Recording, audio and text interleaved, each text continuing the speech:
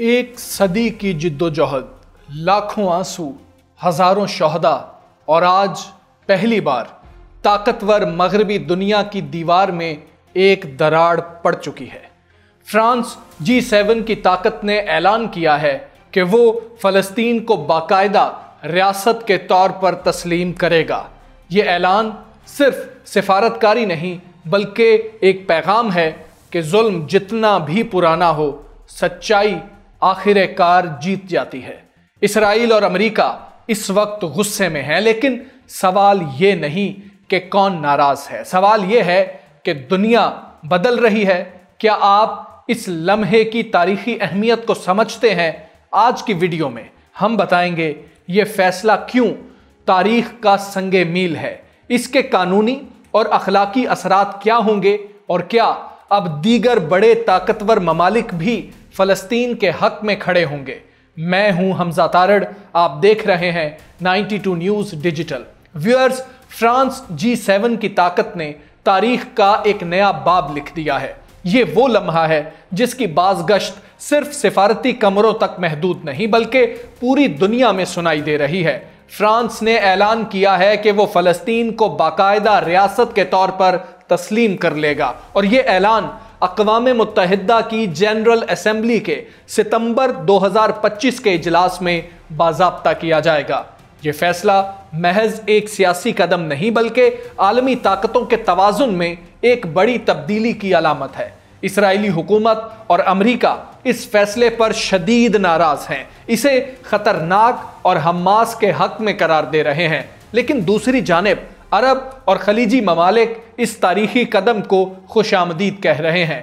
25 जुलाई 2025 फ्रांसीसी सदर Emmanuel Macron इस पॉलिसी का खुलकर ऐलान कर चुके हैं। यह ऐलान फ्रांस को पहला ऐसा G7 मुल्क बना रहा है जो फलस्तीन को तस्लीम करेगा। यह फैसला एक ऐसे वक्त में आया जब दुनिया के तकरीबन 147 ममालिक यानी अक़वाम मुत्तहिदा के 75% रुकन ममालिक पहले ही फलस्तीन को रियासत तस्लीम कर चुके हैं। लेकिन ताकतवर मगरबी ब्लॉक के ममालिक में से किसी ने यह हिम्मत नहीं दिखाई थी। फ्रांस के पास यूरोपीय यूनियन और सलामती काउंसिल दोनों में गहरा असर व रसूख है। यही वजह है कि फ्रांस का यह कदम एक डोमिनियो इफेक्ट पैदा कर सकता है, जिसके बाद बरतानिया, कनाडा और दीगर मगरबी ममालिक पर दबाव बढ़ेगा कि वो भी अपनी पॉलिसियों पर नजर सानी करें।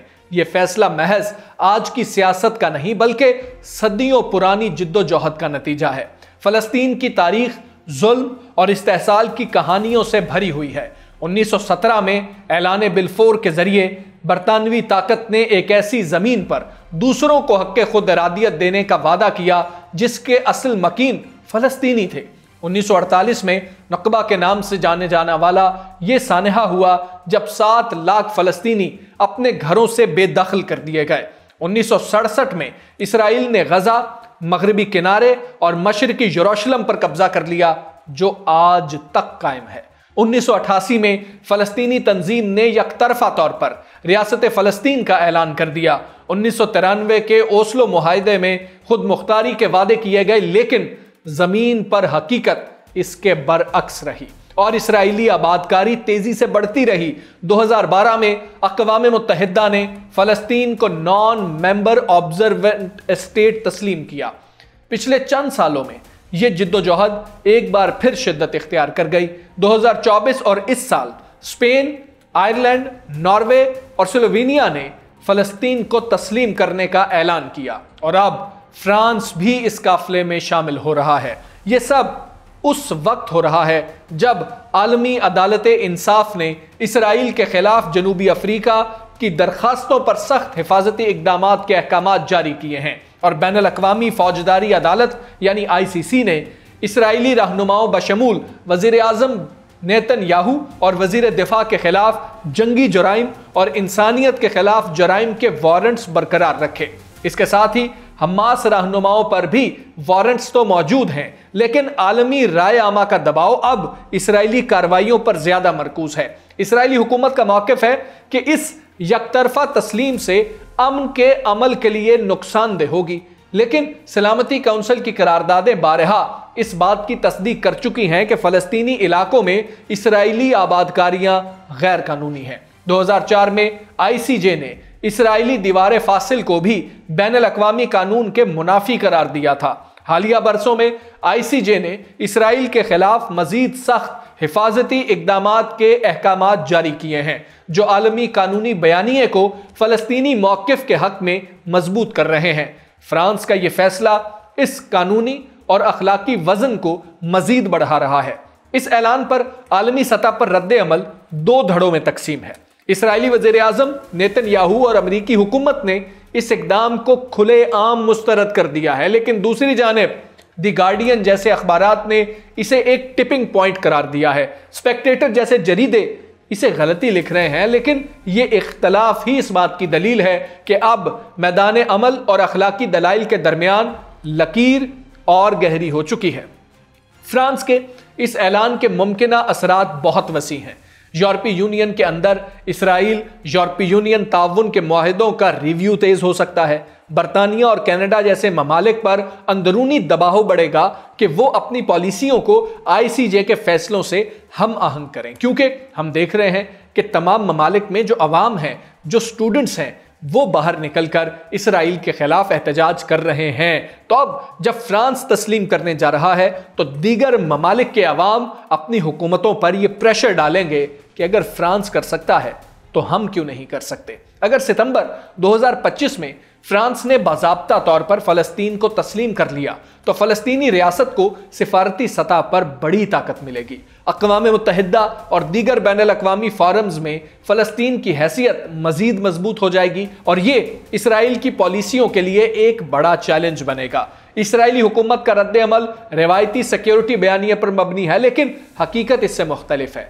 गज़ा में शदीद कहत, इमदाद की पाबंदियाँ, हज़ारों सिविलियंस की हलाकतें दुनिया की राय आमा को तेज़ी से इसराइली इक़दामात के खिलाफ कर रही हैं।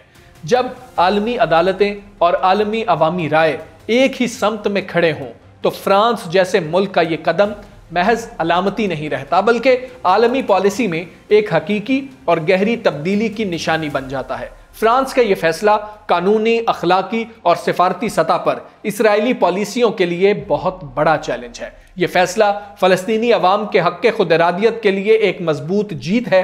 सवाल अब यह नहीं कि फ़लस्तीन को तस्लीम किया जाएगा या नहीं, सवाल यह है कि कब तक बाकी बड़ी ताकतें खामोश रहेंगी, कब तक फ़लस्तीनी अवाम के ज़ख्मों पर दुनिया सिर्फ तमाशा देखती रहेगी। यह लम्हा इस बात की अलामत है कि जुल्म के अंधेरों में भी उम्मीद की रोशनी फूट सकती है। अगर कोई ताकतवर मुल्क सच्चाई का साथ देने की हिम्मत करे तो ये कहानी खत्म नहीं होती, बल्कि शायद ये एक नए दौर की शुरुआत हो जाती है, जहां आलमी इंसाफ की नई तारीफ लिखी जा रही है। फ्रांस के इस फैसले ने यह वाज़े पैगाम दिया है कि ताकत की दीवारें टूट सकती हैं और मजलूम कौम की आवाज दबाने वाले एक दिन झुक ही जाते हैं। अब सवाल यह है कि बाकी दुनिया कब इस काफिले में शामिल होगी? क्या इंसानियत की फतह के लिए मजीद इंतजार करना होगा या ये लम्हा दुनिया को बेदार कर देगा? व्यूअर्स, सोचिए, 1948 के मुहाजिरीन, बेघर माओं के सिसकने की आवाजें और तबाहशुदा गजा की सड़कों पर बच्चों की आंखों में बसी हुई सवालिया नजरें, इन सब के दरमियान ये फैसला एक रोशनी की किरण है। फ्रांस ने दुनिया को याद दिलाया है, ताकत हमेशा इंसाफ को नहीं दबा सकती। यह फैसला सिर्फ फ़लस्तीन की जीत नहीं, ये इंसानियत की फतह है। अब सवाल ये नहीं कि फ़लस्तीन को तस्लीम किया जाएगा या नहीं, बल्कि यह है कि कितनी जल्दी बाकी दुनिया इस कतार में शामिल होगी। क्या आप समझते हैं कि हक की यह आवाज़ मज़ीद ऊंची होगी? कमेंट्स में अपनी राय ज़रूर दीजिए। मुझे दें इजाज़त। अल्लाह हाफ़िज़।